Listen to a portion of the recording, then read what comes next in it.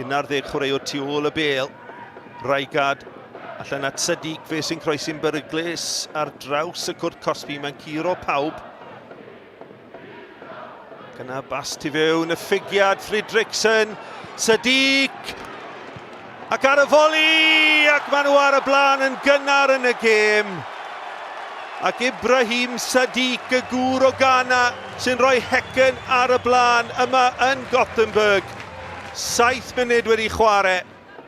A maen nhw jyst yw gam neu ddau ar ei holi, a dwi ddim licio'r esgus na ar ôl 8 munud o'r gêm. O, maen nhw wedi cael 15 gêm, maen nhw match fit. Naci! Dim ar ôl 8 munud. Raigad, y cyffyrddiad nôl, y gyfle am ail fan hyn, ond mae'r arbediad gan Connor Roberts. Oedd e'n gyfle gwych i ddyblu mantais i Häcken.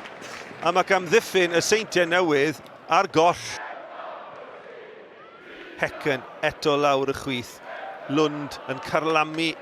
Ac yna mae'r croesiad, ac mae'n gol, ac mae'n ail.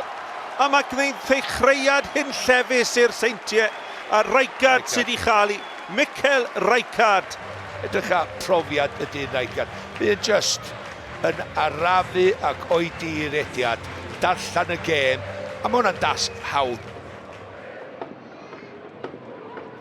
Just teimlo, efalla, ac yno y cyndal i fod, rhyw ger bach arall fel maen nhw'n ddangos eto. Fridrickson at Sadiq. Sadiq heibio i Mariad. A mae Roberts wedi gollwng i, mae'n rhydd yn y cwrt Cosby, mae'n smonach llwyr ac eto mae'r Seintiau yn ffodus rhag rydyn nhw wedi ildio dryder. Cyfle i groesi tuag at Leo Smith. Eto mae gan McManus, dyna welliant.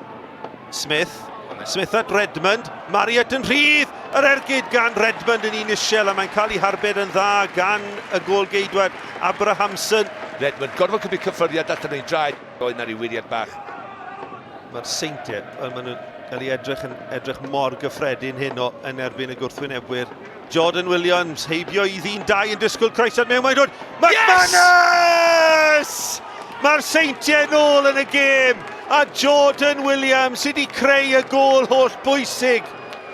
Gwych gan y Seintiau o'r diwedd. 31 o funudau wedi chwarae. Häcken 2, y Seintiau 1 a McManus wedi taro. Hei, come on, i ddechrau Jordan Williams faint o gryf corfforol oedd o fan hyn. Codi ben, dewis i bas a hei. Mae'r croesiad yn annog. Mae'r croesiad yn dweud yn da. Just penio hwnna fewn.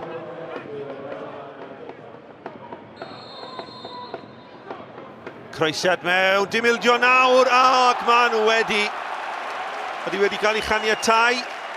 Wel, mae'r breichiau i fyny, mae Hovland yn hawlio'r gôl. Oedd y croesiad yn un dda, mae VAR i gael. Fe fydden nhw yn ei checio hi, bydd y gwir o'r Eidal sydd yn gyfrifol amdano fe. Ond Evan Hovland i 6ed gôl o'r tymor.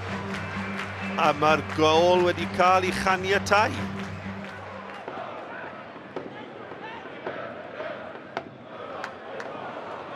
Pas hyfryd eto, ar foli, yn taro'r postyn a nôl i ddwylo diogel Connor Roberts. Wel, lle dau ydi droi'n bedair yn rwydd.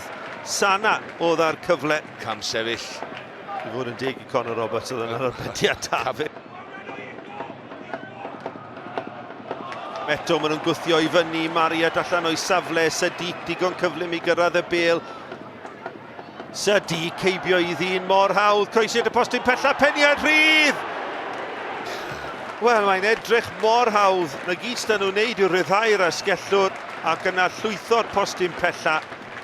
A'r Filip Trpczewski oedd ar peniad. Redmond. Mewn i drad McManus. Mae'n y gyfle fan hyn i holli'r amddiffyn. Smith yn bwydo Redmond, dim ond un yn disgwyl croesiad, mae'n disgwyl McManus! Modfeddi heibio'r postyn. Wel, oedd y croesiad yn berffaith i lwybr McManus. Maen nhw'n dîm atyniadol iawn i'w gwylio, mae rhaid dweud. Maen nhw'n cadw'r meddiant a mae'n edrych mor rwydd iddyn nhw. Maen nhw'n creu argraff heno, dyma Lund. Lund mewn at y postyn y gosa! Bel yn cael ei harbed ac yna i chlirio dros dro. Raigad mewn i'r cwrt Cosby a rhyw ffordd rhywsut. Mae'r Seintiau wedi dianc rhag gildio'r bedwaredd. Dan nhw'n styfyn diolch ar y cae rwan do. Da ni'n gweld yma. Yr eilydd di dod i'r cae ochr yma. Laioni! Ar y drod chwith. Yr eilydd yn creu y cyfle ac ar y foli rwyd ochr. Raigad at y postyn agosau Hovland! Arbediad campus gan Roberts. Wel, y gore o'r noson gan Connor Roberts. Da, mae'r bediad oedd hwnna ella wir i gadw nhw yn y rownd yma. Leoni.